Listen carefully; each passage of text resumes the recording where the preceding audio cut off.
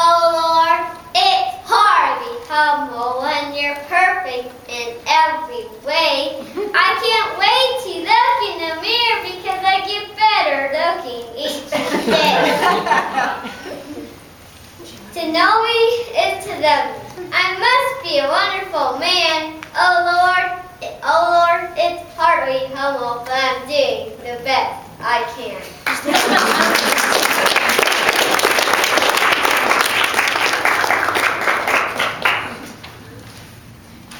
Isn't this a pretty feather? It came from a chicken. You know, some feathers can be very beautiful. A peacock's feather is long with lots of colors. Some feathers can be black and others pure white. But others have lots of colors. Feathers help a bird to fly. They keep a bird warm when the weather is cold and dry when it rains. But this feather reminds me of a Bible story. It reminds me of King Nebuchadnezzar. He lived in the magnificent city of Babylon with its huge walls and beautiful hanging gardens. Well, one night the king had a dream, and only Daniel could tell what it meant. In this dream, there was a huge tree that stretched to heaven. The birds found rest in its branches, and the animals found shade underneath it.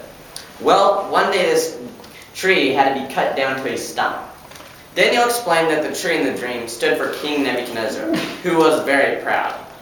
He predicted that unless the king started honoring God with his kingdom, it would be taken away from him.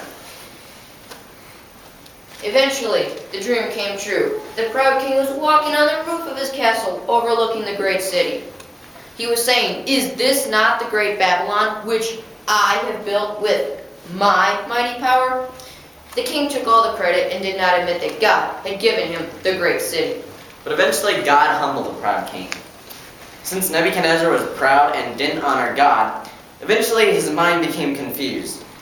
He had to leave his beautiful city, and he began to wander the fields like an animal.